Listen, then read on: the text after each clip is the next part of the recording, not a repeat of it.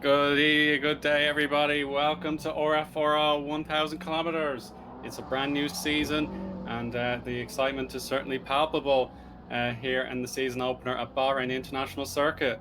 My name is Owen Harmon. I'm delighted to be joined by a new friend in the commentary box. It's Stephen Kernick. Stephen, how are you keeping? Are absolutely excited. Ecstatic multi-class racing at Bahrain. We have got some incredible drivers and teams. Absolutely hyped. And I've got to say, if anyone's thinking about getting any sleep during the course of this endurance race, even if it's just waiting for their stint, I don't think it's possible. It's gonna be a blazer start to finish, and the weather itself is also being incredibly hot. I mean, that's we got to bring up that the head of our broadcasting, the director Charles, was so excited he didn't even get any sleep.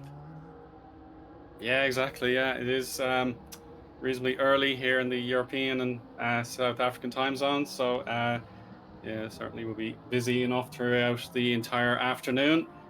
We have a jam-packed schedule, of course, the brand new season, and of course, the introduction of the hypercar class that was hyped up upon the conclusion of season 4 when I was here for Tune TV with Dennis Lind. We were told that the hypercar was coming for season 5, and the big day, has finally arrived. So we will have 3 qualifying sessions to look forward to. First and foremost, Stephen, and it is the classic GT3s. They get the opportunity to go first, and then we work our way up through LMP2 and then to the hypercars in their long-awaited debut. So yeah, we're just in the holding pattern at the moment, making sure everyone is briefed and ready to go. So yeah, of course, the Bahrain International Circuit has certainly plenty of history dating back, I think, 20 years at this stage. And of course, 10 years ago, the spotlights were introduced around the track in Formula One. So we do have the option of going late if we need to, but now in the bright and sunny Middle East conditions, yeah, these drivers will have peak conditions ready to nail their qualifying laps. I mean, it's also a very technical circuit. Now, that's something I think a lot of people are going to be taking a look at, is preserving tire life, because it is quite a hot track temperature, 49 degrees out there. It's going to be blistering in terms of for the tires. And looking at T1, T2, T3, for anyone that doesn't know the Bahrain circuit, well, you're going to spend your life on the brakes. And for the likes of the LDMHs that are hitting out the hypercars, it is going to be a difficult time for them. They've been practicing a lot, working on the setups, trying to develop it.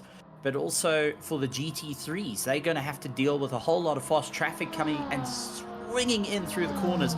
But the guys are having to be quite patient as they maneuver the bigger and heavier cars lumbering around through T5, T6, all the way to about T10, where it's a bit of follow the leader into that stage of the game. So I think it's going to be a lot of give and take for all the drivers here. But the RFRO 1000 kilometer series is going to be one of the exciting ones. We do have some very proper teams that are trying out the hypercars.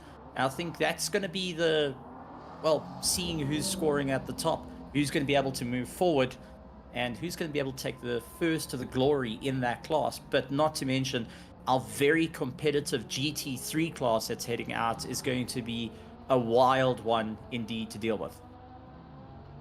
Yeah, of course. So yeah, the fact that traffic is going to be even more of a factor in the championship this season. Of course, yeah, the interest from teams both of great legacy and brand new will increase the size of the grid. So yeah, traffic for the LMP2s and the hypercars will definitely be fascinating to watch. And then the GT3s, we're just going to see them out preparing their warm-ups. Oh, a bit of a spin there for one of the Mercedes there. That's the number 02, I think, or 298, beg your pardon. That is the Grow Racing team. So unfortunately, they clipped the curb a little bit too hard and ended up in a spin for their Mercedes. Well, I mean, that's the one thing we've got to be careful of, is the curbs on this circuit is pretty much detrimental. It will jump up the car, will get air underneath it, lift the car up, and you've essentially become a passenger in your own vehicle, but also going and scrubbing off those the rubber off the tires, taking out life out of those tires. I mean, endurance racing is not about who wins it after 10 laps, as we've seen many are able to charge after this. This is about keeping everything alive, handing the keys over to your co-drivers, saying, "There we go. Here's a perfectly good car. Sorry for the dirt on the front." You really don't want to go back and say, "Listen, the steering's a little bit skew, the brakes are a little bit worn." Oh yeah, and about the nose that's lying at turn one while we're sitting in the pits. Don't worry about it. We'll see it later. Yeah, that's the main thing. Avoiding severe damage to your car is crucial. So now we're just going to have our quick changeover so we can get the qualifying session formally underway. Um, if the GT3 um, turnout is near enough to 100%, then there'll be nearly 30 cars attempting to qualify for this session here, Stephen. So yeah, it's going to be a thrill to watch so many drivers, um, and of course, depending who they pick for their preferred qualifier, to get them a good spot on the grid, they'll be eager to go. And then, yeah, of course, there will be plenty of driver changes throughout the duration of our 1,000 kilometers here at Bahrain. So yeah, the tactics already needing to be fleshed out very quickly to give yourself the best chance. That last minute workout. I mean, if you think about it, it's 185 laps. That's roughly going to be done with one formation lap. The guys are going to have to think about that characteristic. I know the chatter in the pits, though, was about the pit stops. Concerned about time of being in the pits, changing tires, changing drivers, all that. How much time is going to be lost? How far do they need to move up through the field? But another little bit of chatter is obviously your stints. Now, we know roughly estimated stints for a GT3 is going to be 35 laps. So for any driver, you're going to look at trying to get the quicker drivers out in the car, send them out first, let them set the pace. But then it's all about who's going to be able to carry it forward. I mean, 35 laps on a stint is a long, long time around a very technical circuit, a very difficult set of circumstances, having both LMP2 and the hypercars around you going and battling it out. There's lots of those concerns coming in, but we're expecting lap times to be also fast. What's your take to it as a GT3 driver? What are going to be the concerns that you would think running through your head at this moment as a team, as a driver, or even as a pit boss to say, okay, this is what we need to do? Um, well, certainly, the variety of cars on show, you've got to know the strengths and weaknesses of your particular car, depending on your preference. It could be the McLaren, could be the Porsche, as we saw Mercedes on screen just a moment ago, the BMW, the Ferrari, etc. So you need to know what your car can offer you as a driver and as a team leader. So you need to be fully aware of what you need to do there. And then, of course, yeah, the fact that you will be um, needing to stay at least in the reach of an opponent, certainly in the early goings, stay in the pack, because you're going to get lapped pretty quickly. The lap time should be pretty rapid around Bahrain for the hypercars. So yeah, you have to watch your mirrors, of course. And then, certainly, you do have the ability to go longer into your stint with the fuel and tires. So if you can adapt where necessary, maybe something is happening that may not be expected.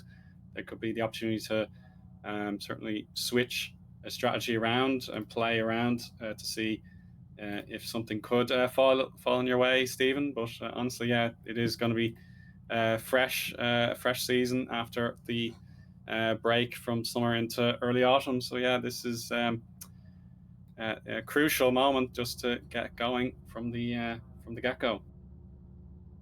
All right, now I've got to ask the question because everyone loves talking about their favorite cars.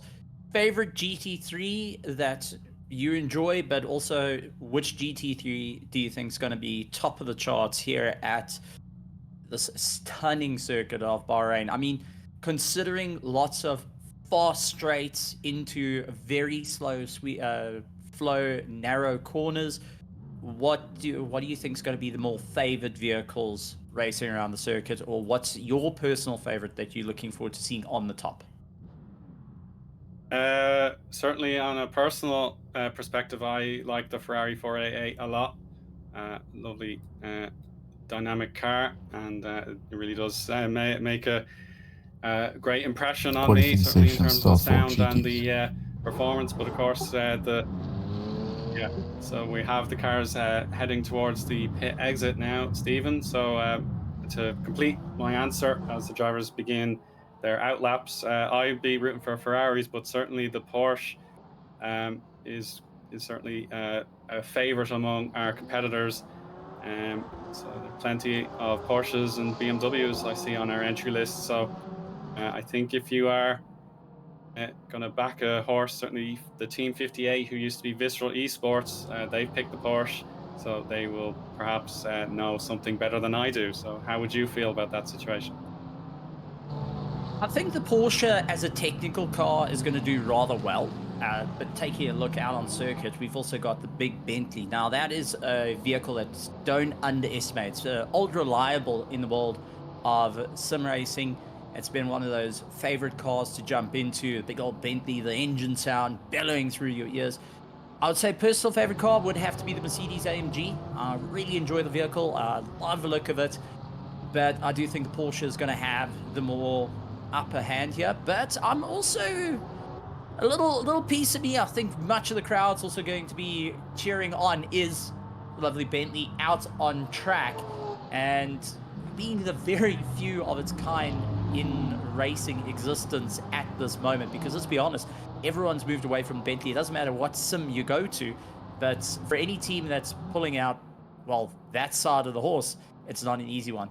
McLaren 720S, don't count it out as well. A very quick car that's able to make up some time. Straight line speed is absolutely dominating, but I think it's going to have a harder time on tire life. We've seen with hotter degrees of temperature, it tends to taper off. The tire life doesn't quite carry to where it needs to be. So the drivers are going to have to be very conservative, not pushing the car way too hard. The BMWs inherently have a little bit of understeer, being the front engine, and very nose heavy in terms of vehicle. Does have that little bit of understeer that can come into play. So I think it's going to be interesting. Looking forward to seeing the times getting in as our drivers now just cycling their way around. Lots of different ways to try and heat up the tires, and well, one of it is brake dragging, try and generate a bit of heat into the brakes, then into the rim, let it soak into the carcass of the tire, and then go out for your lap. But at the same time, we both know these drivers have gone and stuck in as little fuel as possible to ensure that they can just get those absolute blazing times that we get to know right here for the 1,000 kilometer series. I mean, season 4 we saw some amazing lap times, but this season I think it's going to be a little bit more tricky as they have to fight it through, with Bahrain being the first race instead of the last race. Absolutely, yeah. The fact that the calendar has switched around a bit, I should keep drivers on their toes. We're currently on board with the number 17, the United Sim Racing GT. This is piloted by How Gil Neves at the moment, so we won't know exactly where everyone stands. Probably everyone is going to be setting purples. Of course, it's their first attempt in this 15-minute session, so now heading into turn 11. So this really is a corner that will push these cars through its pace. It has to unearth all that downforce to complete the corner at high speed. Hitting a lot of the curbs, Stevens, we have to be wary of that again here. So yeah, this is a pretty impressive time so far, 51.8, sector 2. Now getting the power down to the final sort of subtle right-hander just after the braking zone. You'll see it now on the onboard, so braking just after 100 meters. There's the first apex, and now you got to keep the car turned a little bit longer before you can finally make your dash to line. So we'll see just under 1 minute 56, I think. Oh, 155.9. Yes, that's a great lap, but we'll know exactly what's going on with the other cars crossing the line. We have Mancio Paquez for Racing Club Laertes, one of the Porsches as well, number 555. With the Bentley, provide a bit of tow here, Stephen, so that could be beneficial or could be a distraction. Let's see exactly what turns out here. So Paquez has to get all that drag from the Bentley. So it's going to be close, but I don't think it's going to meet the best lap time, 157.2, as a matter of fact. Now, I think unfortunately the toe was helping, but at the same time you have to move your brake marker a little bit. It's going to get pulled along a little bit more. But as we go through, this is OSR 4 coming across the big Mercedes AMG 58.8 as they come across the line. So just getting to a little bit quicker, but so far quickest lap time definitely has been the likes. Actually, has to go to Roberto Alonso of the 728 Mercedes, managing to get a 56.4 on as the top of the charts and the timing. Sorry, this it's actually Nevers. It's with the 155.9 who put himself to the top. It's going to be a close one though. I think many of the drivers just trying to figure out where the brake markers are, but take a look at how close the gaps are to one another. That top 4 is under a second, make a top 5 now as they come across. I mean, that is already a difficult situation. You all so close to one another in times. There's no give. I've got to say, qualifying is a crucial stage, especially at the start of the race on a difficult circuit like this. You're going to have to try and push your way out of any issues. What would you say? Positioning very critical for qualifying at the moment? Or do you think it's just trying to understand the circuit? For round one, I suppose, yeah, there might be a few extra nerves. Maybe drivers are thinking, yeah, this is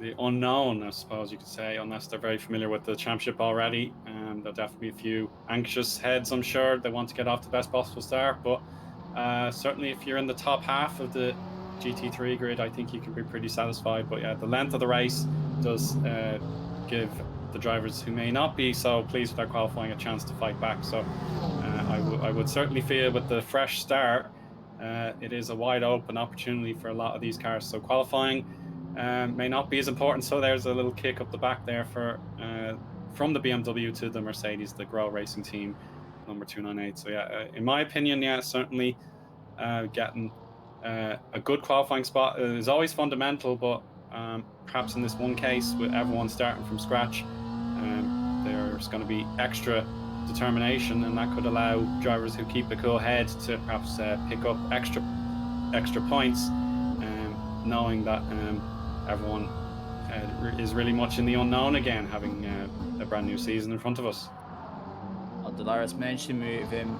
Delas Harris moves himself into 13th as he tries to set a good time for the team. But the BOYD Transport Racing going and currently sitting in 20th position, trying to move their way up through the order. Going to have a difficult time out there.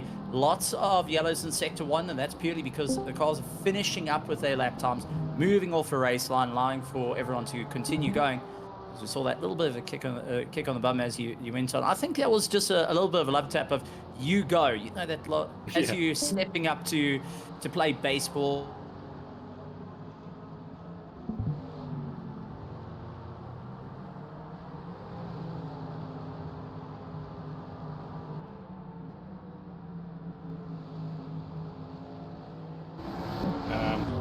The real crux of the session, we should be about halfway through this GT3 qualifying, so you've got your momentum hopefully in your sails, and you can push on ready for a good lap. So we're watching the Boyd Transport Racing 2 team, so they of course have a hypercar to look forward to in a while, but they put their faith into Konstantin Kirchev for this lap. So this is going to be his first attempt to qualify this marvelous Mercedes. So we'll see how he gets on in the first sector at the very least. So braking nice and hard, getting those glowing brake discs at full capacity now, and through the second and third corners before turn 4. This is another corner I certainly know from my time, if you make a mistake here, then the lap is pretty much done. There's very little you can do about it if you get it wrong. He's nailed that apex using good curbing, and he's got 34.8 split in sector 1, so could be close enough to the top 5 perhaps. But yeah, all 7 cars there at the moment, 1st through 7th, are separated by less than a second, so a very competitive grid thus far, Stephen.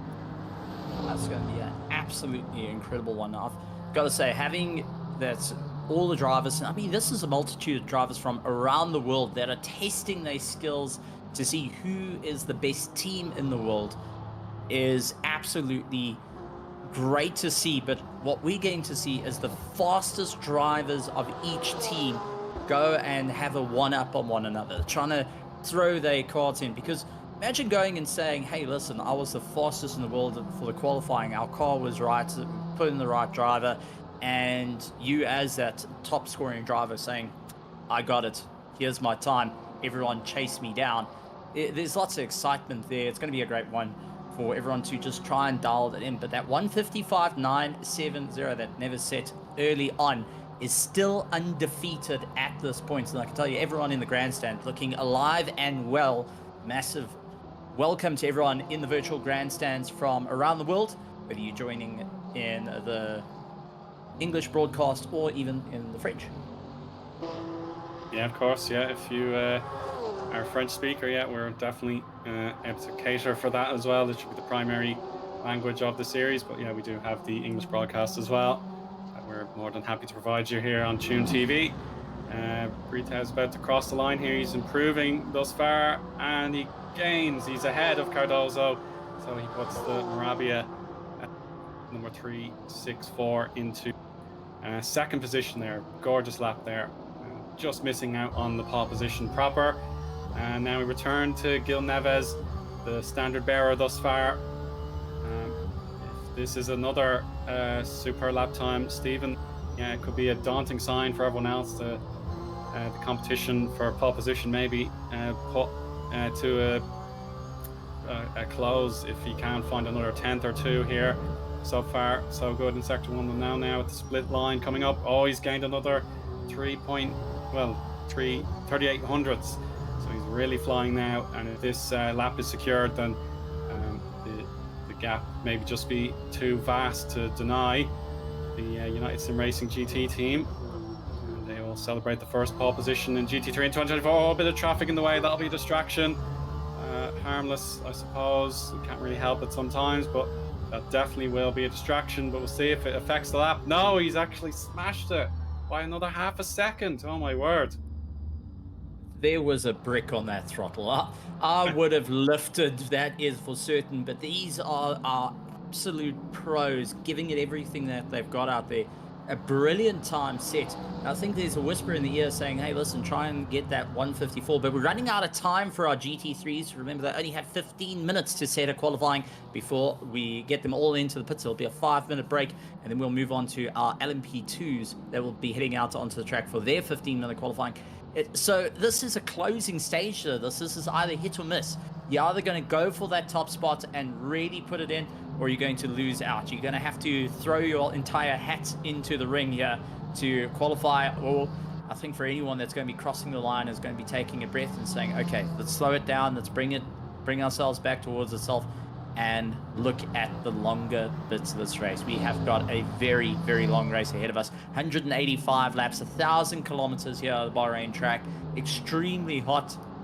It is going to be a little bit on the humid side as well, so that may affect things heading into the later parts of the race. But we do see one of the Mercedes just moving over to the side, not having the best of deltas. And I've got to say, hats off to drivers that do that. When you see you're on your not the greatest of laps, you do mind out the way. You say, okay, listen, I'm going to hand over allow you to get by. Don't want to interfere too much, but you're not barreling out of the lap. You're still going on, just trying to get your head back into it, which I think is always the best part, because you're not giving up as yet and having that out lap. Once again, you're giving yourself that another lap to get going. Of course, yeah, I totally agree with that. So realizing for the betterment of your opposition, if your lap may not be to your liking, and just pull aside and then keep your momentum going again, ready for the next lap if you can fit it in time. So yeah, it's good to pull aside to let someone else have their lap uninterrupted, and then you can try again the next time. Keep the fuel load under control. So there's Ricardo Otero just crossing the line in the 314 Mercedes, still P9, 1.3 seconds off pole position. But yeah, that is just a gulf in class there from Gil Neves to absolutely smash that pole position time. Eduardo Cunha in the BMW here has to try and find another couple of tenths to enter the top 10. It is really competitive from eighth place down to about 16th. Oh, he's decided immediately, oh, I've given up on this and I'm going to pull aside. So that might be game over for that team. Thiago Lopez, 21st position. This is a team that doesn't have a representative time on the board. So yeah, this is urgent for Grow Racing Team, just to make sure they know how quick they are in qualifying trim, so that they can plan accordingly for the race, rather than saying, all right, we're 21st on the grid today and we're going to have to fight our way through. It would be good to see exactly what they're capable of. Bit of Run is over understeers. for He missed the Kiki's. apex Please come quite back to the severely pit there. at the end of this. Hopefully this will reflect well. Hopefully this will bode well in the personal best time. No, he's actually way down. So this is the final tour for our GT3 car, Stephen. They've got to log in whatever lap times they can for checkered flag waves, and we move straight on to LMP2. It seems like, yeah, everyone in the top 6 should be pretty much settled. Perhaps a few drivers here. You can see Paquez in the 555 is in pits. Won't be improving their time whatsoever. So Thiago Lopez trying, I think, yeah, that's still an improvement, but it won't actually provide the 298 car any improvement on the actual grid. So 21st and last for Thiago Lopez, I'm afraid. And that should be the end of the session. Well, I think it's a little bit of a confidence booster there, knowing that you can pick up the pace that little bit more, that it wasn't just dead. That middle sector was a bit of a problem, as you pointed out, the understeer coming in. But you're able to pick up the lap time a bit more confidence of, hey, I'm not completely out of the woodworking here, but the race may be different as they're going to be handing over the car. LMP2 is heading out onto the track, though. I got to say, really looking forward to this. But we've got to touch on the LMP2 champions that were for season 4 are not in LMP2 this time around, which means we're going to be having a new winner for LMP2s for the start of the race and for the season. Yeah, I get what you mean, Stephen. G League Esports, well, NLP2 was the premier class. They secured the title, 659 points ahead of Alpha Racing Team on 632 after they did what they had to do at Le Mans to pick up the necessary points. So I believe the G League Esports team have taken the leap to the hypercar class. They wear the number 1 now in that class. So I think, yeah, as you say, the opportunity for a brand new outfit, they can become the champions of LMP2, and that's an opportunity not to be wasted. So yeah, plenty of familiar teams from last year, of course. G League Esports actually have an academy team in LMP2, so they'll try their best to keep the crown in sort of in their vicinity, to make sure they don't actually concede it formally. But yeah, their top of the range drivers have moved up to hypercar. So yeah, certainly Alpha Racing Team, they have, I think, 2 cars in the class. They're trying their best to get it off G League Esports, and then OSR, 2 cars, Play Team are here, Osmosware, and SRG, they're always up for competition, so they are here, and Blue Racing Team, and do Sim Racers, and so on and so forth. So yeah, plenty of openings here in LMP2. It shouldn't be ignored, even if the hypercar class is going to be an appealing scenario for plenty of our viewers today. So let's see how they get on. I mean, let's take a look. The last season's pole sitter for GT3 was 155.395. That was the time to beat. We got very close to that time this time around for our GT3s. Last season's pole sitter was the RKT competition in the LMP2 class. That was the number 72 car, and they got a 141.892. Now, I'm sure many of the teams are wanting to beat that lap time to set the new record for it, because, I mean, the bar's there. A 141.8 was previously done for any team that's coming in and looking to really throw in as much power into it to get into the heads of the competition. That's the time to beat for the LMP2 cars. But you've got to be hanging on the absolute edge of the limit. You're going to be on that fine line. You're going to be on that razor's edge, the knife's edge, if one can say, trying to get around these corners, because bottoming out an LMP2 car, taking away that aero that's underneath you, that's going to be helping you, is detrimental to the race. Not only that, it's going to land up with you losing time,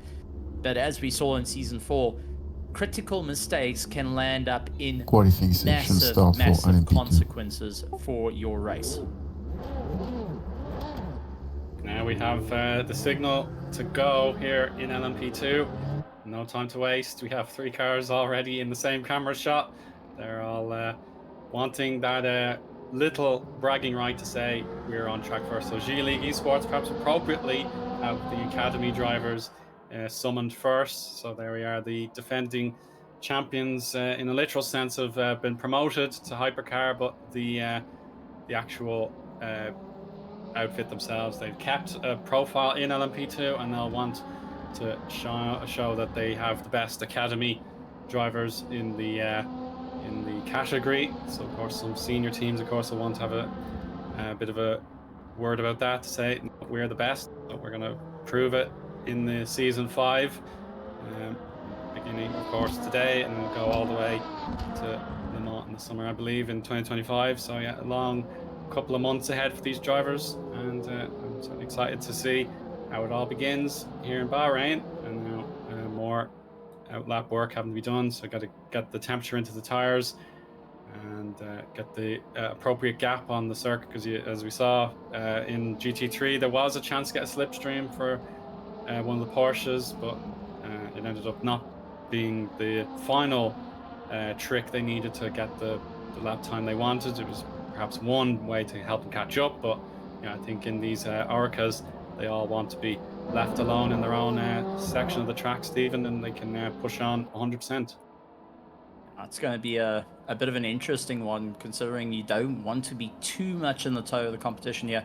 The Reka chassis, absolutely stunning cars, and have been proven in real life motorsport as a dominating chassis to be in, being the main choice for any LMP2 driver outfit, compared to the likes of Elysia and Delara, who have put chassis forward, but it hasn't been quite the go-to for it all. The Rekas that you can already see bottoming out as they go down the undulations, trying to find that little bit more grip.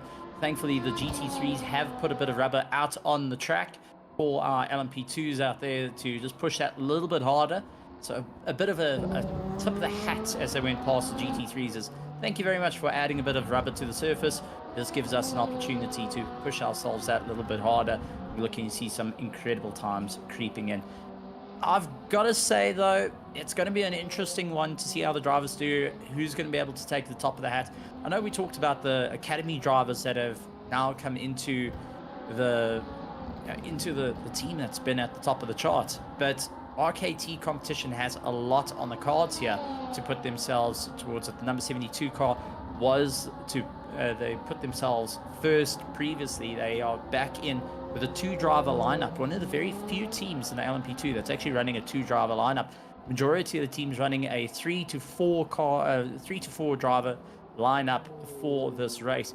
It's going to be an interesting one to see who's going to be able to balance out not wearing out the drivers and the teams through it all. Yeah, exactly. Yeah, you really have to have 100% belief and confidence in your co-driver if you're just a duo, because number one, if you perhaps have a late hardware failure or an illness or something like that takes the teammate out, you're going to be scrambling to find a replacement. Whereas at least if you have 3, 4, maybe even 5 drivers to call upon, maybe if one driver is unable to turn up as planned, then yeah, you still have plenty in reserve. Be able to have 100% trust in your teammate to make sure you work together, you know exactly what's going on, you perform the swaps at the right time, etc. And that will be of critical importance. So Bezrakov is set the 4th best time here, so we can now see it's the 122 car on provisional pole. The Racing Heart Italia, driven by Stefano Zanoni, is set at 145.888, so really quick out of the blocks. And we're on board with Jose Sousa for play team, the number 10, just streaming towards start finish right now. It's it's capable of getting into the 145s. Yes, it is, but it's third best. So three cars, the top three separated by less than 1/10. And then Franco in the 13, just outside the 1/10 of a second barrier in fourth. So absolutely outstanding work from the LMP2s already here, Stephen. I love it. I mean, looking at the time, 0.003. He put his hand out the window. He sneezed at that time, and it just backed him off the throttle. But that 145.88 is not going to be around for too much longer. I think the teams are now trying to push themselves out a little bit harder. They've got their eye into it. Souza looked very, very calm through the final corner. It doesn't look like he was fighting the car too much.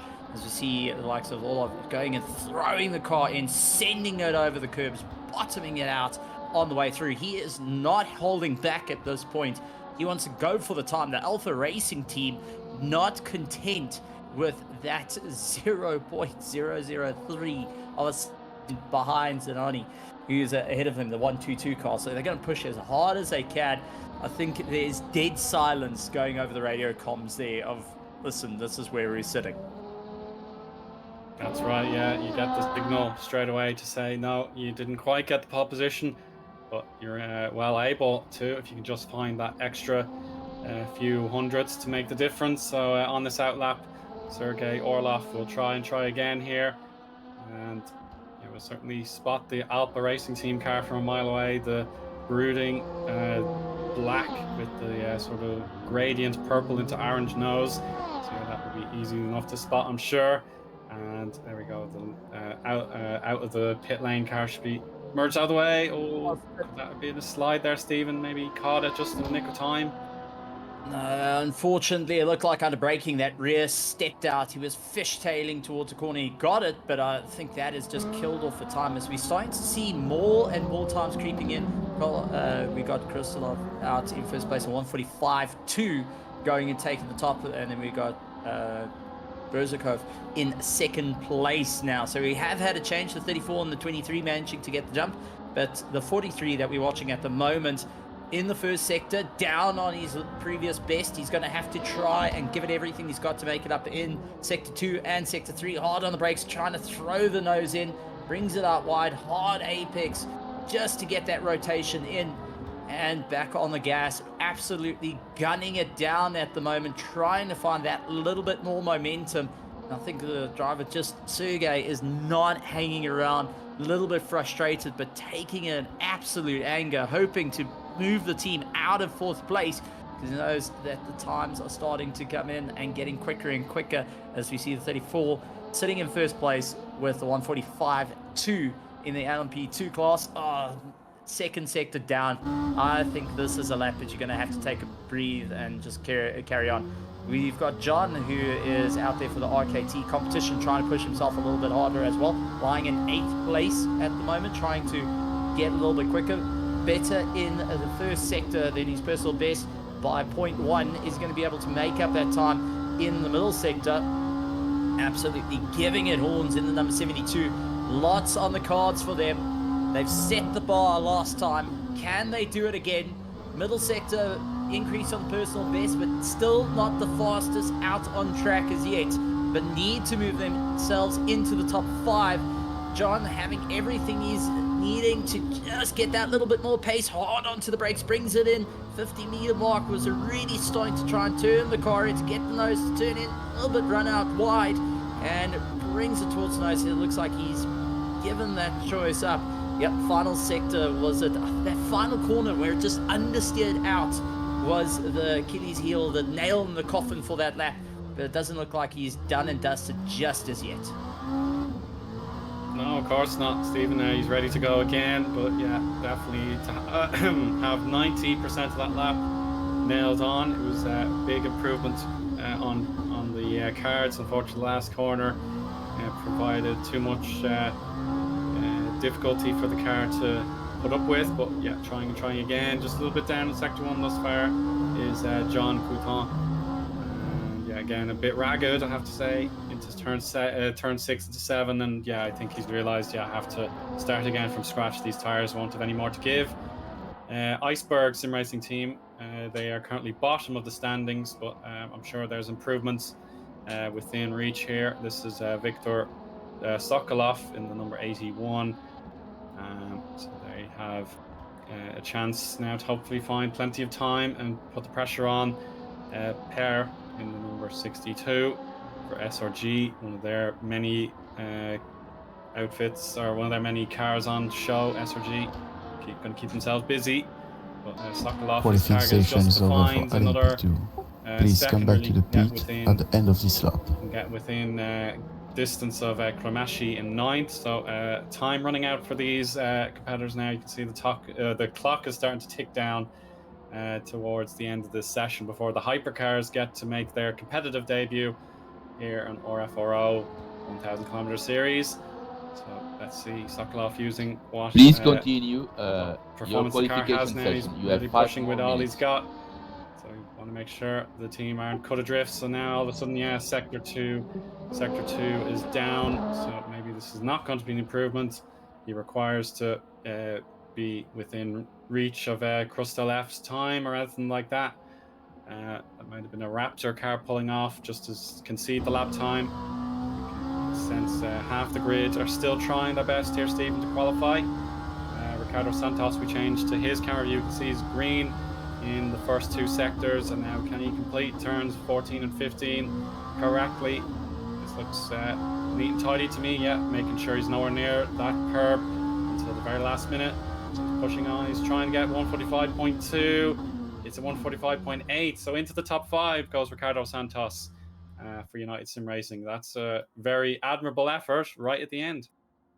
Yeah, that's one that was nail biting for the team of, come on, we need that top 5, push, and managing to get it. But as time has ticked away for our LMP2s, the number 34 will be on top of it. The Alpha Racing team have proven themselves a bit of an undefeated streak at the moment and looking to really stand on the top. So gave it everything he got, lying in second place for the 10 car, the 122.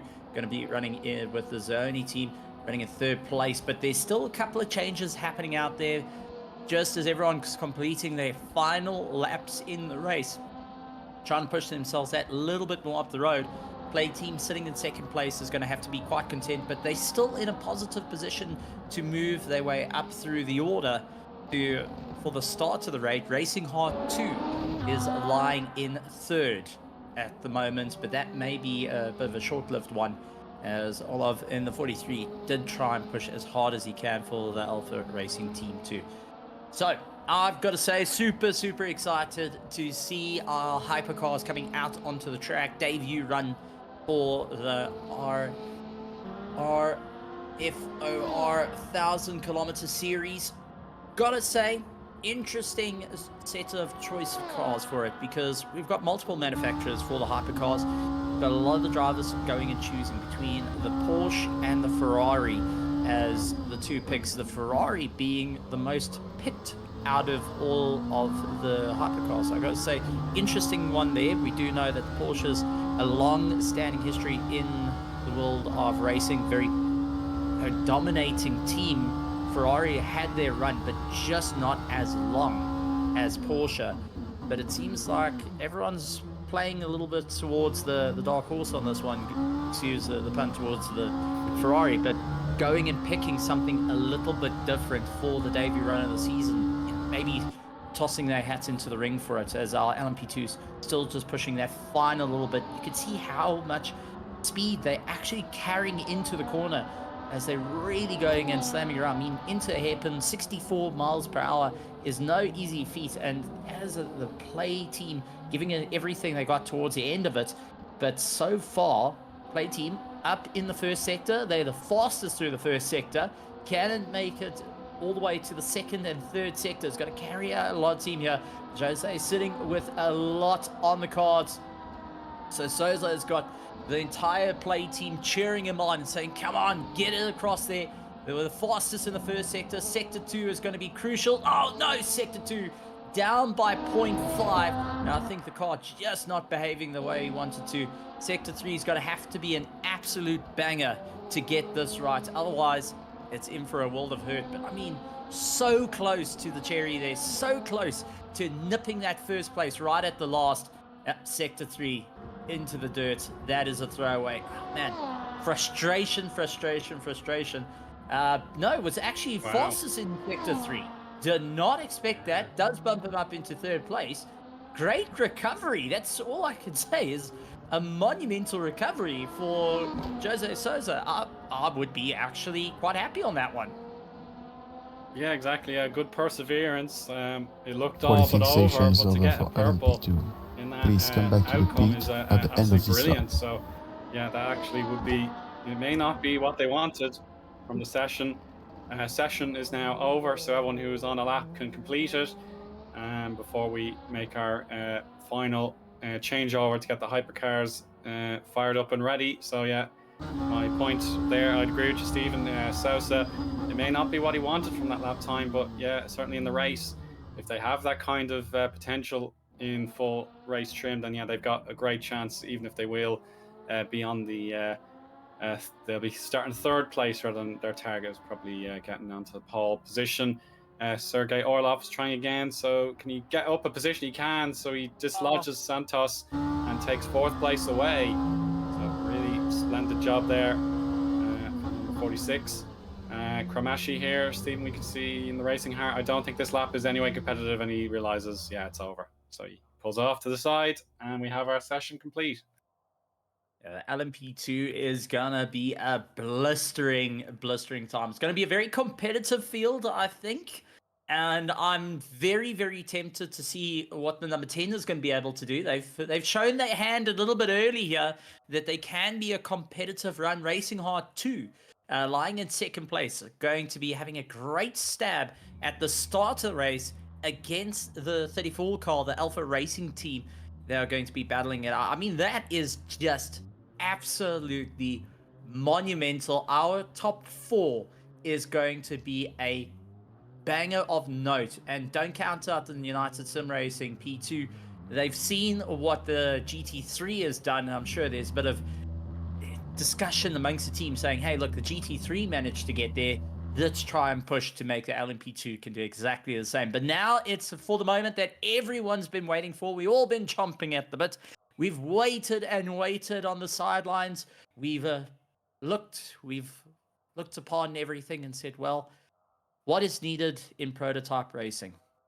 We need more cars out towards the top. We need something that's going to mix things up. We need a class that's affordable for manufacturers, that's going to put drivers out towards the top. And here in R Factor 2, giving everyone a brand new perspective. Because one thing that the LMP2s they don't have is the luxuries of the traction control and the ABS being in full effect to get that top rate times.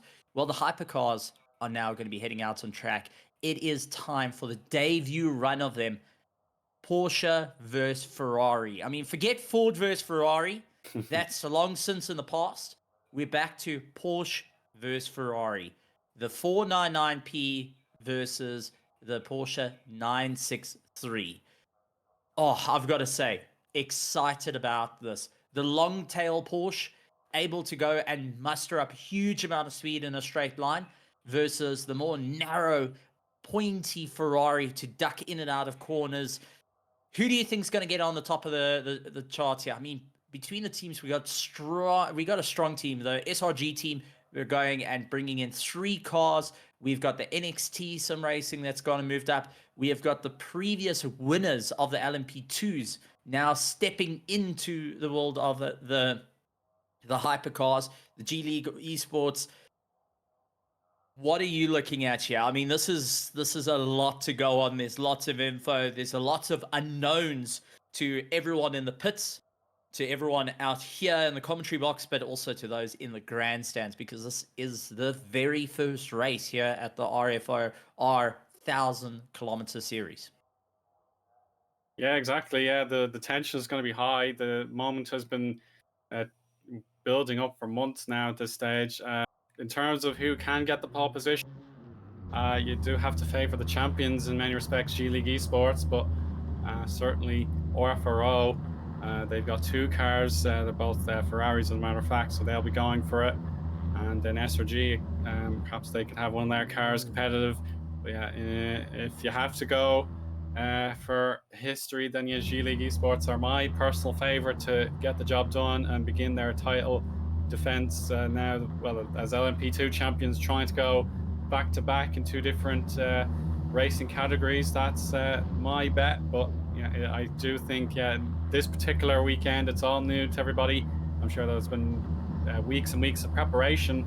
But with 15 minutes now on the clock, we can now Qualification begin our start for session and hypercars. figure out exactly what's been going on behind the scenes and ready to go. So here we go, the signal to let the cars out of the pit lane, and the green light is on. So here we go. Here's a look at one of our glistening Ferraris that you can see with the very sharp nose and the appendages on the back there. It does look outstanding. So yeah, I believe just over 2/3 of our grid, if it is full capacity, are going to be the Ferraris, whereas 1 in 3 drivers pick the Porsche. So, yeah, Stephen, this is a glorious moment, and we should all enjoy our first sample of the hypercars. It should be very, very thrilling. I mean, the sounds of them is absolutely incredible as they echo around the Bahrain circuit. But also, I mean, if you take a look out of the commentary box here, there's actually a flag that's out in the grandstands, in our virtual grandstands, saying "Go Go Play Team." I mean, that's what I love to see. The spectators getting behind the teams, going and cheering them on, and excited for the race. I mean, this is the first race of the season and first race of our hypercars, but also so there's a lot of love going out there from our virtual grandstands to our drivers and teams. But out on track, it is going to be a monstrous run.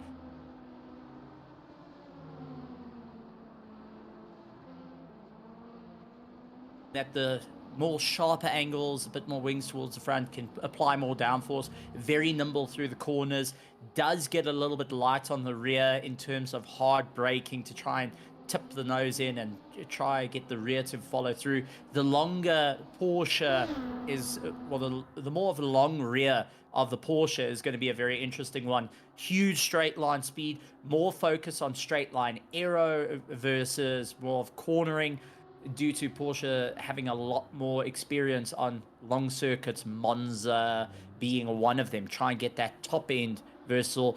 Ferrari's gone for a different outlook in terms of their cars, and I think that each of the teams are now trying to play around a lot, trying to carry some information that they've learned from LMP2 class in terms of controlling aero vehicles to get them all sorted out. But the drivers having to push that a little bit more. You can see a little bit of a snapback as they fight their way through. This is the Bro Sport Racing team that are absolutely giving it horns, running it through the gears, getting it really high up into the revs there, close to 8,000 RPM before going and down the gears, letting the engine braking, kick them into it.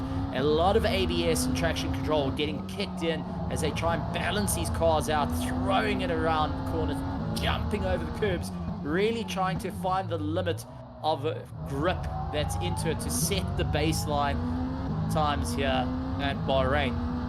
Everyone running to the pit wall, looking to see what's going to happen and keeping an eye on the timing, seeing who's going to be able to put that top spot onto the board. I mean, the 141 was set previous season by the LMP2 class. It is extremely hot, and that's why we didn't see quite that 141. But I do think we're going to see a very close time. We have to mention, though, there is a bit of technical information that we need to pass on to our hypercars. They've got a tire warmers for them. They've got the Lamar Aero package, so a very low drag on these vehicles for straight line, but cornering is going to get a little bit tricky. Plus, they only allowed up to 520 kilowatts of power on them, so they've got to try and utilize a bit of momentum through the corners to carry them through, but also not to push it too far over the threshold. Absolutely, Stephen. Yeah, I really appreciate that. So our onboard camera shot just above the shoulder of Jerome Fougier. He sets the 4th best time, but now we'll get our complete grid, hopefully in just a moment, with everybody finding their space on the circuit. There we go. You can see everyone has set a time. And so far, so good for Alpha Racing. Or sorry, that was the last session. Yeah, of course, SRG, I beg your pardon, are on provisional pole for Hypercar. So they have smashed it with a 139.1. But of course, we'll see what SRG Team 2 can do in the sister car. Let's see if they can get anywhere close at the moment. It doesn't look likely. was perhaps a throwaway lap at the end, so they'll abandon it and try again. So maybe, or that was the out lap. I'll have to double check that. So yeah, SRG in the number 24 has set the first marker for everybody to chase, and indeed so far, yeah, 9 cars are on the board. So yeah, the champions so far not in the server. So yeah, that is curious to say the least. So yeah, it's the chance for the new teams perhaps to have a go and take the shine in the grand debut of the hypercars. So this is Deliage for SRG Team 3. So they've got a lot of representation, and this should be a competitive time thus far, Stephen. 2 more corners in all honesty to go. Let's see how he performs them. He's got good space. He can take the apex as he requires. Getting lots of heat into the brakes. Yeah, use a bit of curb, and now he's ready to accelerate to the line. It's going to be 140 something, perhaps 141. Yeah, 141.4. That gets him 3rd position. So yeah, these cars not proving to be easy out of the box, to be honest. Well, the SRG Team 1 being the only Ferrari in the top 3, putting in the blistering lap time, has really gone and set the bar. I've got to say, 139.1. I think the thought of 38 is on the cards here is definitely the scratching of the head. But as you said, out the box, the cars are proving to be a little bit more challenging than others realize. But it seems like the Porsches just not able to get that little bit more pace out. The Ferraris seem to either you're on the ball or not. For the SRG Team 1, they've managed to get it out of the box and put themselves 0.9 of a second ahead of Team Iris, but it's going to be a hard time. Team Iris is in a bit of a nasty sandwich at the moment with SRG Team 3 and Team 2 around them, so you want to ensure you got that pole position, so you're the first one into the corner and to break away, because I mean, when you think about the start of the race, these are the cars that are going to be going. They're going to push as hard as they can to break away from the LMP2s and the GT3s, but you want to be the first one into the corner so at least you can lay in a proper defense instead of being on the attack on the outset. Of course, yeah. The hypercars with 9 drivers currently active, setting times. The fact that the grid will be a bit more compact compared to the other classes, certainly GT3 has a high turnout. There'll be lots of competitors there. To have that advantage into the first series of corners, then yeah, that's a huge thing. I think in these hypercars, you want to know exactly where you go. You have a clean space in front of you, so you can brake when you feel it's possible to. And yeah, definitely the opportunity to nail the very first hypercar pole position and get the chance to lead into the first corners without fear of any concertina effects, maybe getting close and very personal. And then Morville has found a little bit extra time, so he has indeed made it into the 138s, a second clear of Team Iris in P2 there. So this is absolutely outstanding from SRG Team 1.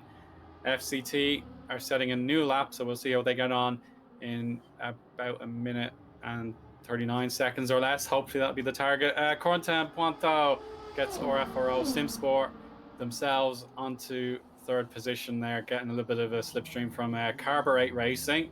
They'll be appreciative of that one. And Carburate Racing, I'm sure they're probably on the beginning of their lap time. Pointeau pulls over to get back into pit lane. So yeah, this is crucial stuff here. 4th through 8th position, there's very little to separate them, Stephen. So there's just so much opportunity for these cars with half of the session complete. FCT trying to push as hard as they can. Thomas hoping that he can really get that 66 car to the top. It's going to be a hard braking. Try and swing the car around. Loses that traction just through the hairpin, bottoming the car out, and I think that's going to cost him a bit of time in the middle. So Sector 2 is going to be a bit of a rough one. Sector 1 was up by 0.6. Can he carry the momentum through to try and have a bit of a saving grace at the moment, lying into the top 5? Needs to push a bit harder, but for the SRG team, I think this is a worrying situation because originally you were out towards the top, but now all of a sudden SRG is in 1st place, and there's quite a few cars that are now coming into the mix. The 138.9, the fastest time that has been set, and I've got to say, an absolute blistering time around, is now everyone trying to push it because they know it's possible. Thomas doing everything he can, gets into the toe, pulling himself along. Is it going to be enough to come across the line? 141.5, just not able to improve. Staying in that 5th place spot at the moment. We have got the Bro Sport Racing. This is Jerome giving everything he's got in the Ferrari, hoping to slug it around the corners. Lying in 7th place at the moment. Sector 2 was a bit of a poor one. That rear just not coping underneath him. You can see constantly having to balance between the brake and the throttle just to get the rear to work with him at the moment. Just come on, hang on that little bit longer. Really asking a lot of the tires a little bit of a lockup into braking. It tells me how he's putting it right onto the edge, hoping that he can just pick up that pace a little bit more. A 142.0, not able to improve out of 7th position, but still a great time nonetheless. The Elf team going and pushing everything they can. They're in the 60 car, currently at the bottom of the standings, but still putting in the hard work. They're 3.9 seconds off the leader, hoping to close that gap a little bit more. Sector 2 was a bit rough. It seems like all the cars through Sector 2 have got a bit of an Achilles heel, and that's something you've got to remember for the race, especially when we start having a bit of traffic coming in. Maybe the hypercars might not have the advantage through Sector 2 like they would hope. Unfortunately, our team not able to get a little bit further up. They're going to have to do a little bit of tinkering in the pits, quickly get those spanners out, quickly do slight adjustments to ensure that they can put themselves towards the top. Kevin back out on the track, fastest through Sector 1, Sector 2, hoping to get a little bit better this time around. Maybe, just maybe, looking to lay in the pressure to everyone, saying, hey guys, we're here. But you can see bottoming out on the nose into the hairpin, missing the apex through the hairpin in the middle sector. So that's going to cost a bit of time, but still giving an absolute horns on the way through. Once again, bottoming out on that left-hand side, trying to slow the car down as it rests on its bump stops the whole way through. Yeah, so far, Morville is perhaps the shining pick out of the qualifying nominated drivers here. He's just a little bit down in Sector 2, but that's still enough in the pocket to complete a superior lap time to the 138.9 that he got just a few minutes ago. So if anyone can get anywhere near this, I'd be most impressed. But Morville, he's trying to get into the middle of the 138s. Here we go, across the line. Yes, the 138.6 puts himself a full second clear of Team Iris and their representative in the number 87. So Chris Davis has to have a word about that to try and close the gap a little bit. He's probably on equal time here to his 139 lap time. So it's all coming to the... Oh, he's realized, yeah, he's not going to complete the lap that he needs to. Well, yeah, at the moment, yeah, I think Team Iris, the Greek team, they should be pretty satisfied with P2 on the grid. But certainly with RFRO, SimSport in the garage as well, they are okay. But Felipe Miguel for Carber 8 Racing, oh, he's missed turn 10 a little bit too much there for his liking. But it's all, I think, fair and dandy under track limit rules, so he can carry on this lap as normal. So now turn 11, if this goes wrong, then yeah, he may have to reset, because we're really running out of time now. If you're not getting your out laps done at this stage, then yeah, your session will not be able to be completed anymore. So yeah, you have to be on your out laps about now in order to get a valid lap time set before checkered flag waves. And yeah, that car's starting to smoke a bit. Seems maybe he's put a little bit too much into the hybrid system, or if he's just trying to clear out some debris maybe. So here we go across the line. Yeah, he's really put a lot of temperature into the engine. So yeah, it could be, yeah, it is an improvement, but no gain on the grid. So P4 still for Miguel and company. You know, they say an engine usually does its best performance just as it's about to kick out the boat. Well, Yeah. kick out. I think that's pretty much that. It's that last hoorah across the line before the conrod through the block and going and wiping the car out. So it's a bit interesting that he's pushed it that hard, but it also tells me that there's a very finite line that these drivers need to sit in, not to put too much wear and tear, as Antonio just couldn't get the car turned in through the apex and puts it hard into the wall. That is a big, big ouch, and has been our first proper knock into the wall that we've seen. The FCT team pushing a bit harder this time, bottoming the car out, locks up the rear, spins the rear out, carries the drift. Oh, so close. I would say execution, that was a great start. I'll give that about a 5 out of 10.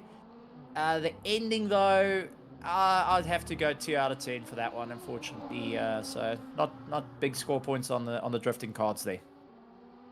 Yeah, unfortunately, we're not on a judge's scorecard today, Stephen. It's all about lap times and track position for our drivers today. So they've got a long 1,000-kilometer race to complete. So getting these kind of errors out of the system is ideal. They'll have the warm up to come, of course, to fine tune all their setups and fuel loads, etc., to know what they need to do for the full race start that's due to begin in 15 minutes from now.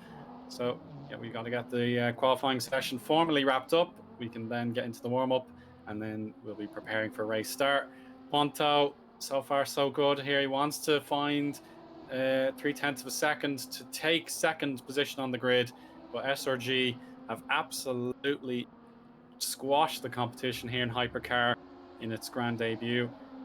Certainly, some of the big names were building up in the pre-race or pre-qualifying analysis. They're not here, so yeah, it's a great opportunity for someone else to steal the spotlight and get themselves the maximum points to begin our 1,000-kilometer series championship, set to last until June, one race a month until the finale at Le Mans. So here we go. Ponto ready to cross the line. Is he going to make it? He's down in sector 2. And no, he doesn't get to nick second position, but it is a slight improvement on the team's previous time. So it's just a smidgen improvement, to be honest. And that should be, that's everybody done here, Stephen. So we have our grid, and it is SRG Team 1. They've absolutely shone here, and they are a comprehensive leader of the pack. So they'll be excited to get going for our debut race for the hypercars. It's going to be a wild one. It's going to be an exciting one. And Aaron, I've got to say, you've been in the pits here. You've been in the situation where qualifying's done, the race is about to start. You're all chattering in the team. What's going to be going through the minds, the nerves of these teams, these drivers, as they build up to 1,000 kilometers of racing, 182 laps, is going to be a proper run through it all. I mean, this is it. There's no more time of waiting. There's no more, well, we'll see how it's going to work out, or we got a little bit of time to work out the cars. This is it. This is done or dusted. It's game time or break time. And the warm-up is enough time to just kind of stretch your legs. I think this would be the time to climb out the car and just get a breath. I mean, for SRG Team 1, celebrations are going to be rather short at the moment. Well done, you got the top of qualifying, but now can you do it for 1,000 kilometers of racing?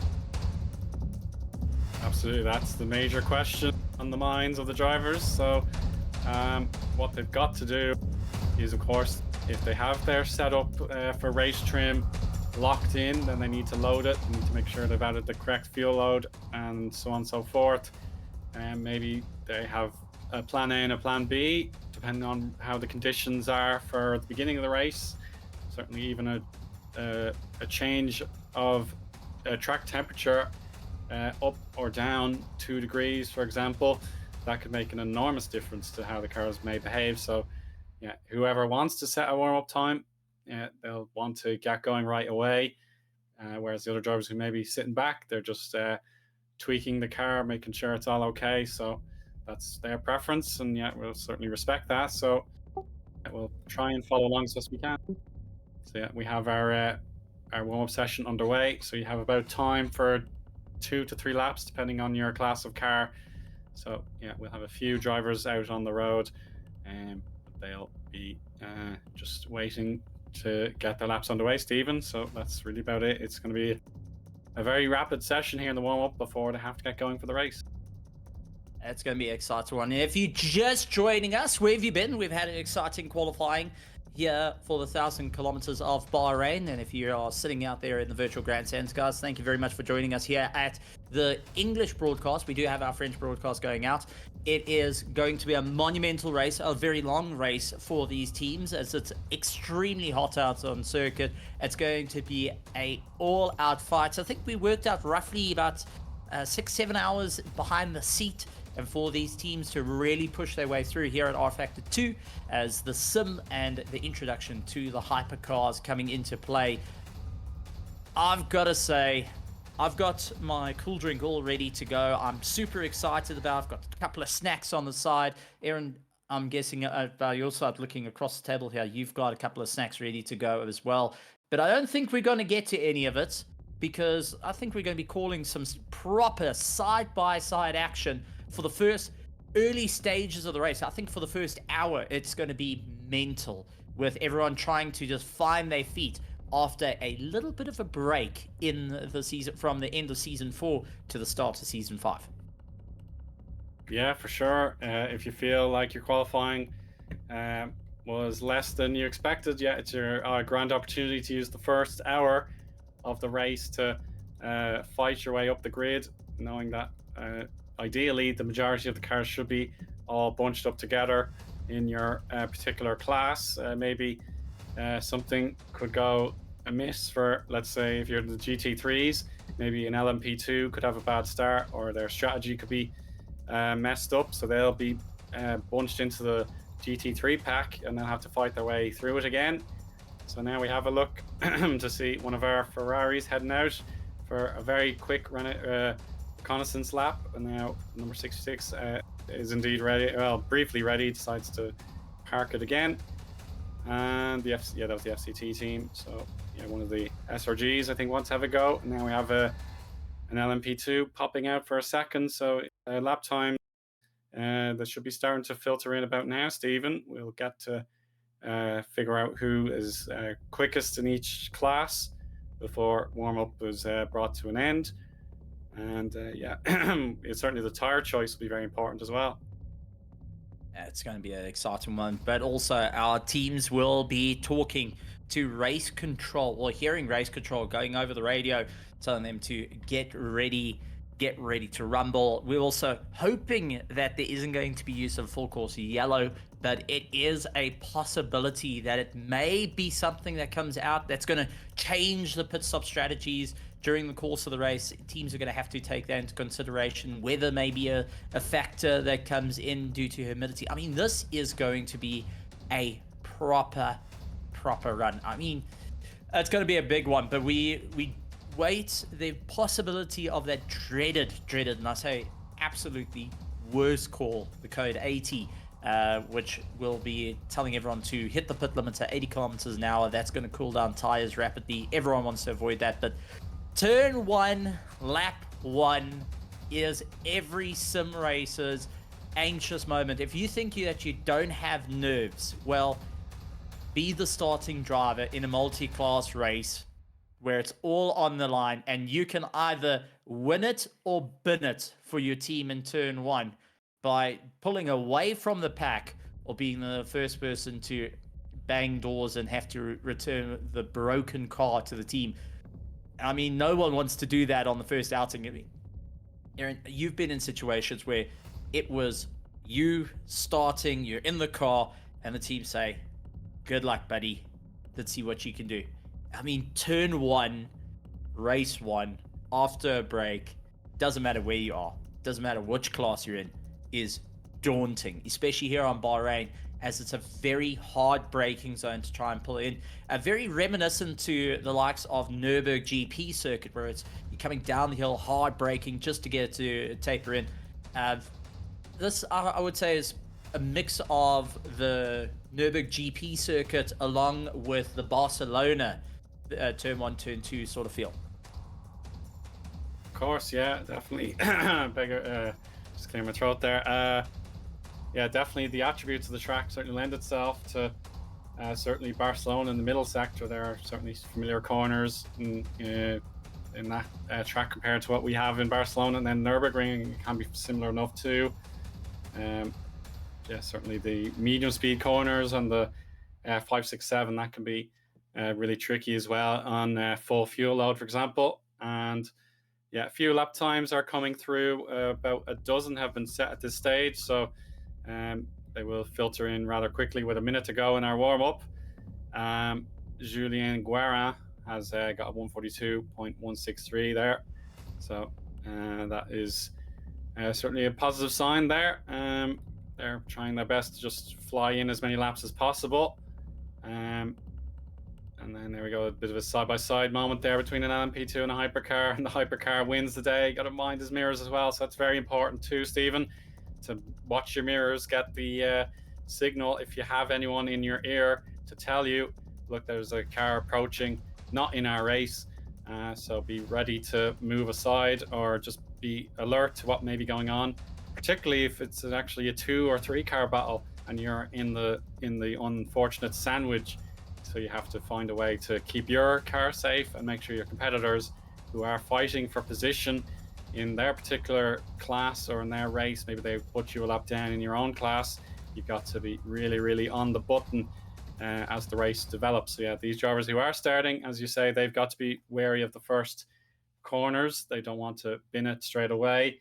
But yeah, as the race goes from 20 minutes to about 50 minutes, then yeah, we will have our field spread, and then lap traffic may be a factor before the first pit stop. So yeah, the drivers who begin the race, they've got a really tough job, but it can be the most rewarding at the same time, because you can build that gap that you need. So when we're getting our cars on the grid now, Stephen, so really exciting times coming up.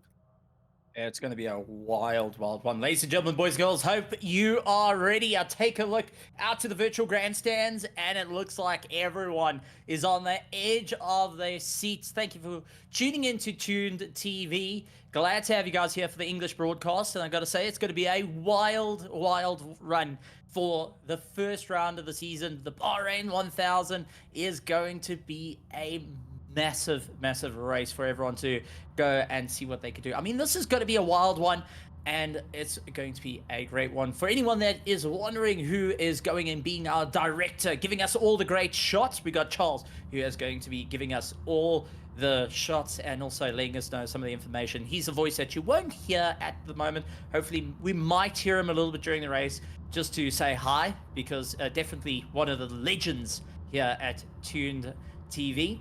Is going to be keeping an eye on the racing action. I wonder if Charles can hear us. Is he going to give us a bit of insight on what he thinks of this race? I'm curious to hear it, but also we've got Aaron out, who is the wonderful voice all the way from Ireland, who is going to be calling all the action. We're going to be having a great show. Also, a very, very well known to the entire grid, and honestly great to be here. So it is our rolling lap. It's time to get going. The excitement's out there. The virtual grandstands are going absolutely mad.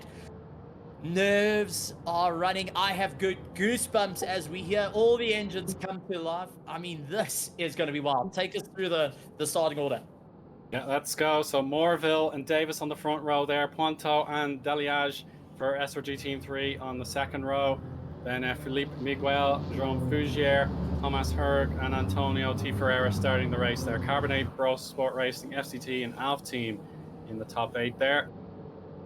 Then we have Fabrice Mistral, the last of the hypercars, in 9th. Then we have Krustalev, Zanoni, and Sosa beginning the races. So Alpha Team, we're on pole there, Racing Heart 2nd in LMP2. Then Sergei Orlov, Ricardo Santos, Nikolai Burzhikov, and Diogo Franco there. So Alpha Racing Team 2, United Sim Racing P2, Team Phoenix, and Concept all representing LMP2s. Then RKT have Couton to start, Racing Heart in 18th with Kramashi, Jean-Pierre Bear in SRG Team 4 19th, and Nicolas Legros in 20th overall. Then Sokolov for Iceberg 21st. United Sim Racing there, the first of the GT3s on pole there, João Neves for United Sim Racing. And it was, then we move on there, 58. The reigning champions have Cardozo 25th, Chevalier 26th, Ricardo Lautiro for Sinister Racing 27th, and Rhino in 28th.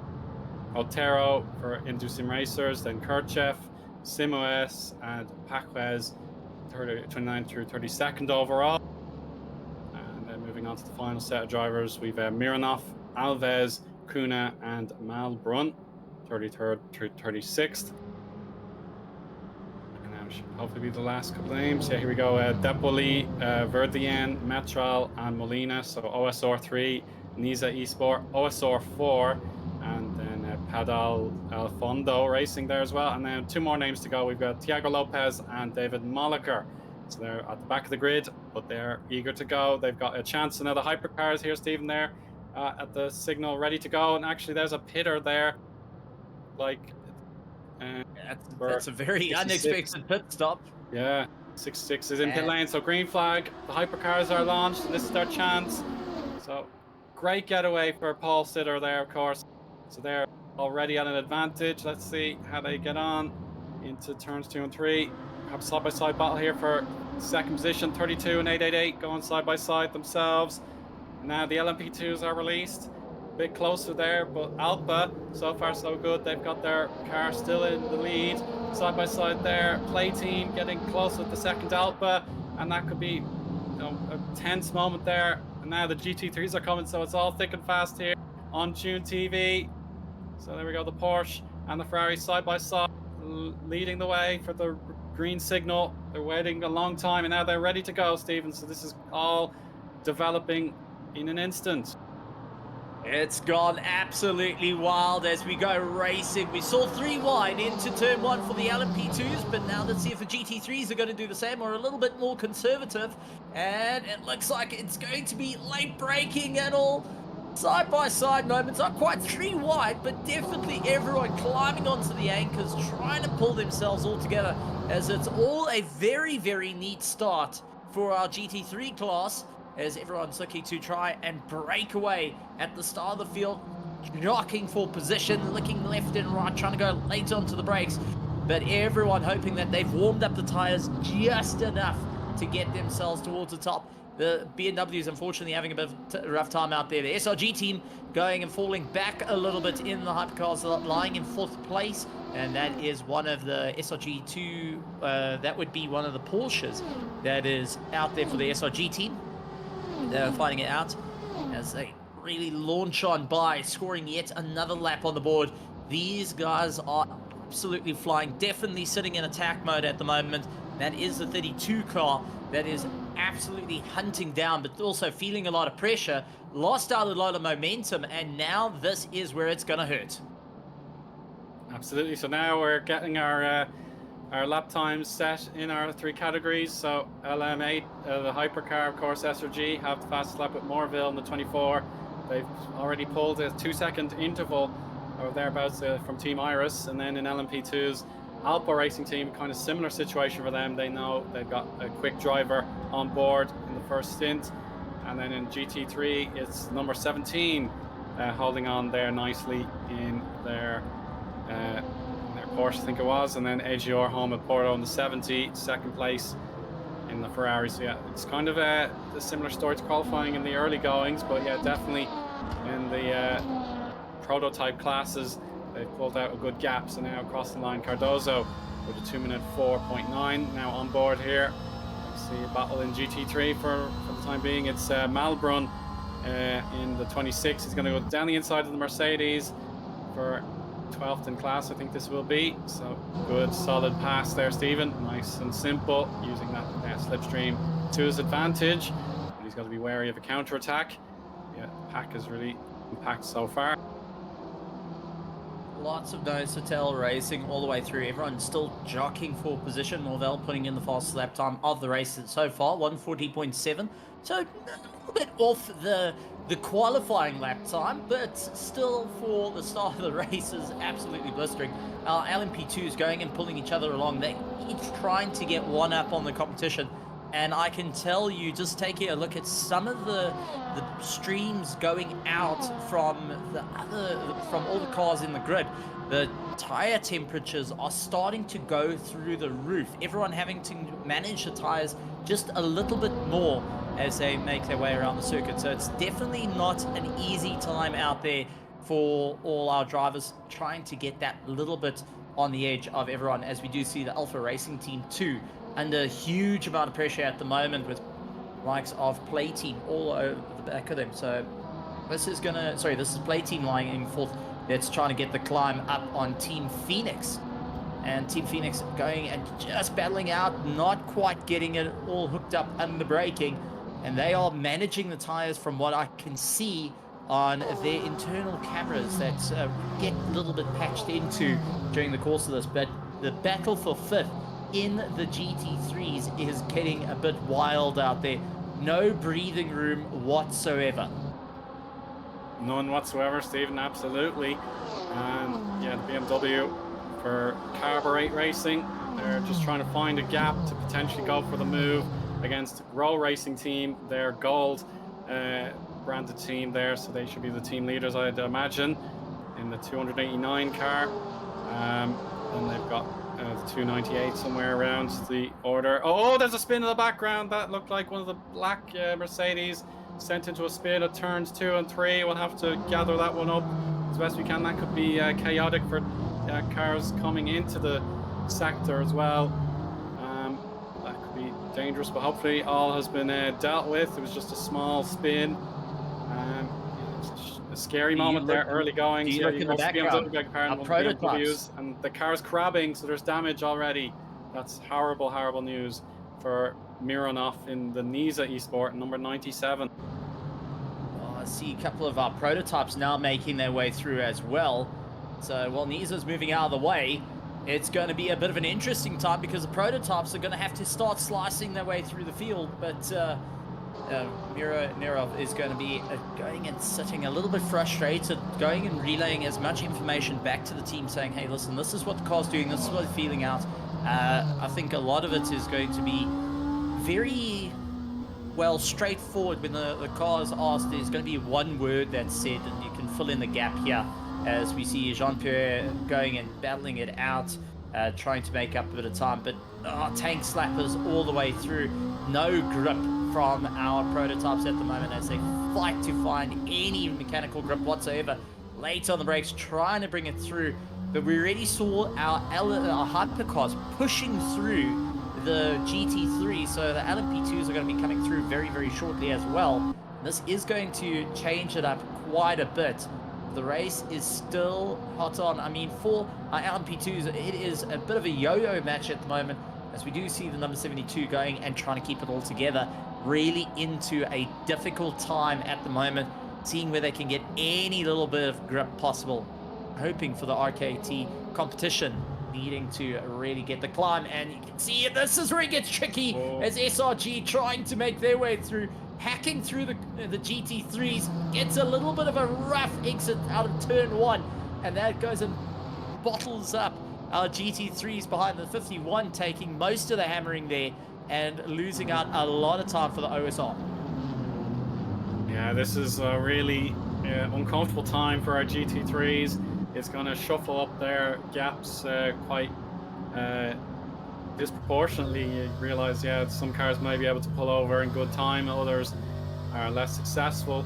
But yeah, this is just the patience, really. You can see Otero on board in the number 314. Oh, that looked like a hypercar spun around just on the edge of your screen. I couldn't tell which one it was, unfortunately, but that could be another crucial incident there that will cost that particular team time. Then a good counter slide there from Otero, trying his best to catch up to the driver in front. So yeah, this is where you have to just keep your composure as best you can. If you do make a mistake, you can hopefully pick it up and try again. But certainly the number 97 car that we saw crabbing with its rear tire, they'll have to pit for repairs, and that'll be a long fight back to try and recover their race. But I suppose, yeah, 1,000 kilometers, it's a long way to go. Lap 7 for the leaders is probably just about to be completed in just a moment. So yeah, they're certainly flying along. There we go. That must have been the hypercar that spun around. Could have been one of the RFRO cars, I'm not 100% sure. There we go. We'll stay on board, and maybe Otero could get a little bit of a lift here, and you get a slipstream to potentially catch up to the opposition in front. So at the moment, yeah, it is an instant breakup of a lot of our grid. You can see the top drivers in GT3 all within a second and a half of each other, and then Marabia, the 264 team, on their own in P4. Yeah, at the moment, yeah, we now move on to another battle.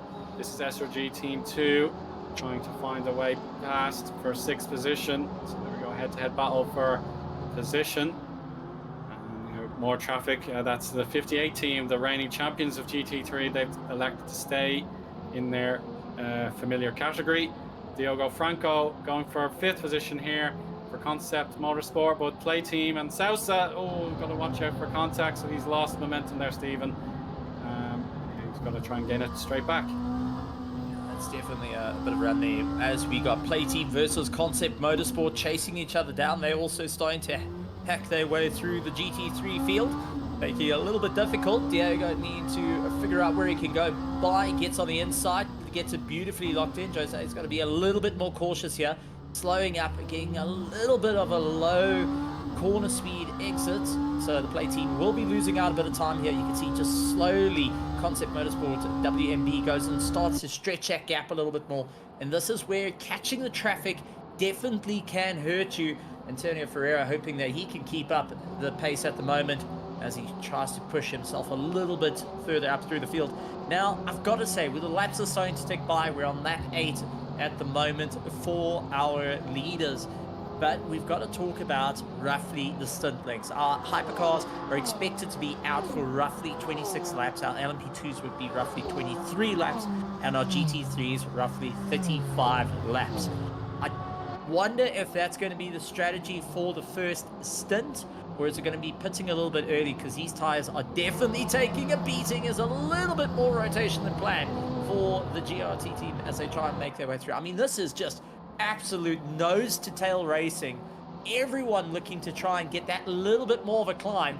And now you've got a little bit of a situation. LMP2 up on the inside, gets past, and deep breath held by all drivers at that precise moment. And it's now closed up the battle for the GT3s as they fish around looking for any bit of grip possible out there on the track. Yeah, that's one of the Alpha Racing Team cars trying to cut its way through the order. So yeah, that is pressure. They don't want to make any silly mistakes, knowing so soon into the race. The first few laps have gone their way. They've just got to keep it going at the moment. They've got Alpha Racing Team number 1 in first, and then the number 43 car is 3rd position. So it's probably the battle for 2nd at the minute coming up. So yeah, cutting through the traffic quickly, that's the aim. And certainly the GT3s just have to settle in and take whatever chances they can. So yeah, we're watching Racing Heart 2. They want to stay well clear of the number 43, who's also cutting beyond these GT3s as best as possible. So you can see now heading towards the final corners. There's the signal to the Ferrari to let him through.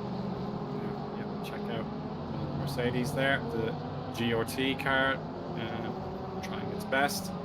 And the blue flags, just so many signals being given to these particular drivers. They've just got to mind their own races as best they can. And now on board here with Sim Racing's Jean-Pierre Père in 8th in class. So the catch at the moment is just get within reach of the opposition in front, make the move and push on as best they can. There we go. Yeah, he's got a good entry there, so you can see a bit of a sluggish corner turn in there, Stephen. So yeah, pressure's on. And Père wants to do everything in his power to make this pass very quickly. Very interesting onto the braking. He's not actually pushing it all the way to 100%. He's taking up to about 80% of the braking and just trailing it off nice and early, just to get that little bit more of a drive, to hope for that little bit more momentum into the corners. That is helping him at the moment, but it just seems like through Sector 2, once again, if you've got a car set up for... I'm not going to be too wide. Unfortunately, a little bit of a problem there. Overexcitement coming in, and caught up by him on the 488 is going to change up for the LMP2s. Oh, Jean-Pierre just going in, getting that little bit of a tank slapper as he gets onto the throttle, a little bit too excited. Unfortunately, just couldn't bring it back in that moment's time. He's going to have to battle it out. Concept Motorsport now going defensive, holding an inside line, hard on the brakes, a bit of a lockup, gets the position, and now looking to try and break away early on. Needs to really get the hammer down, but I wonder how that tire's taken a bit of flack, because I think he's going to cause a little bit of a flat spot. He's going to have to drive it out, rattling and ensuring that's going to be testing definitely all the fillings in the teeth there, as he's got to try and drive through a terrible flat spot.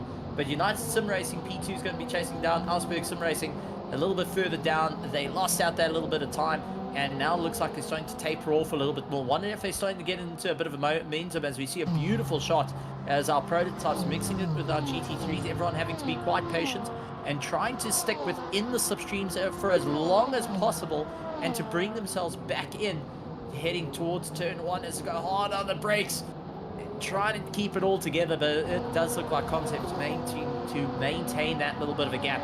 But for how long, as United is all over the back of them trying to close down that gap quite quickly.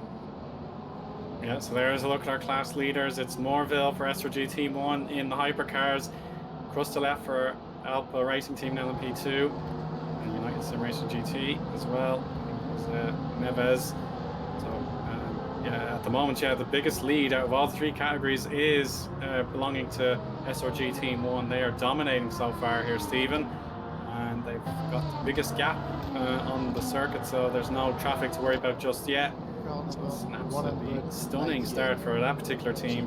Nearly 8 seconds up in less than 12 laps, so that is absolutely remarkable. If that carries on, it'll definitely be a stint to remember. But of course, yeah, such a long way to go, and if there's any disruption to their plan, yeah, that lead may be under pressure. Remember at Le Mans, there was the shock code 80, I think, that really played an effect in the middle of the race that certainly ruined an advantage that was built up, and they had to work all over again. And now here's a look at the battle for second. I think this is on board now with Pointeau. He's got Chris Davis side by side.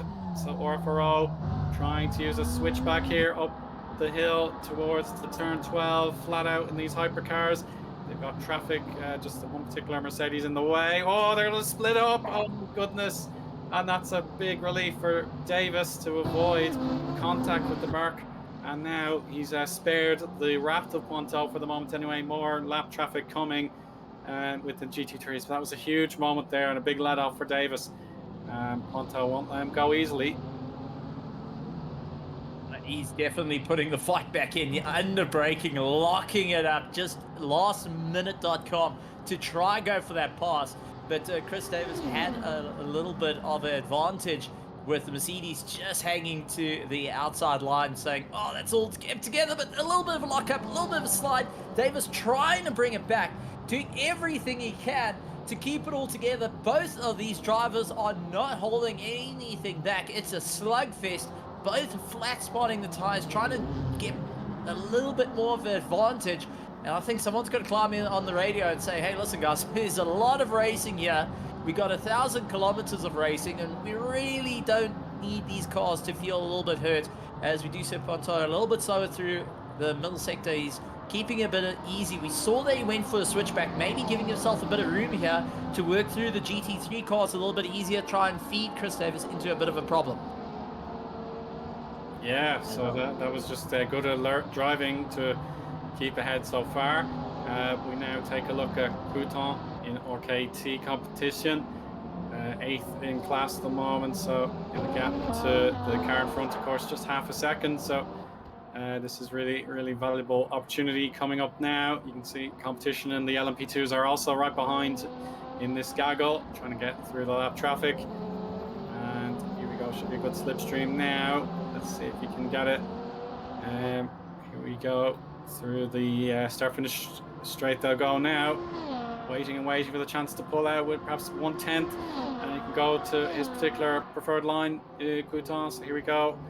Is he going to pick the inside? Yeah, he will. Defense there. And let's see now that, yeah, he's got the swap. Beautiful pass, Stephen. That's really impressive.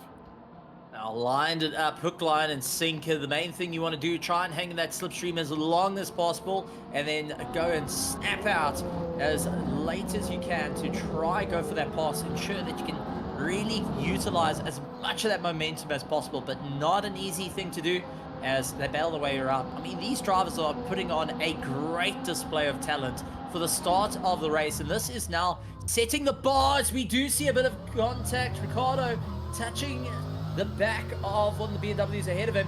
It looks like they're able to get going, but the Enduro Sim race is now going to be having a little bit of damage on the front left of that Mercedes. It may take in a little bit of top end for them. So not quite an easy time out there, but a little bit of late braking, a little bit of frustration of playing for the leader at the moment, starting to creep into the drivers as they make their way through. So Ricardo is running in 13th, needs to really battle it out, and United Sim Racing will be closing up that gap as well. So it's good to see that there is huge battles all the way through the field. United Sim Racing running just ahead, going and battling it out. OSR will be just keeping an eye on the mirrors here, as we do see one of the Ferrari LMDH cars, the hypercars, clawing their way through. But now it's going to get busy as we got the hypercars and LMP2s together. A little bit more top end towards these two, and not the easiest of differences. So going to have to utilize burning those batteries as much as possible to straight line pass. But for the LMP2s, this is going to be a bit of a hard run, as Concept Motorsport going after United Racing, goes late on the brakes, trying to pull it through. Not much room, a little bit of contact into turn one.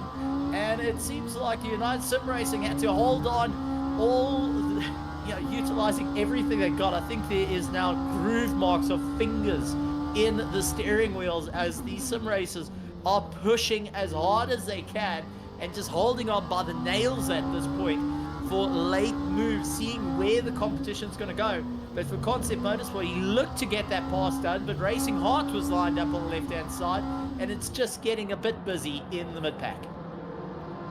Yes, without a doubt. So yeah, the last late braking sort of cavalier attitude there to turn one, and again turn four. So yeah, the Racing Heart Italia team, here they are now with Cramashi in the driver's seat at the moment.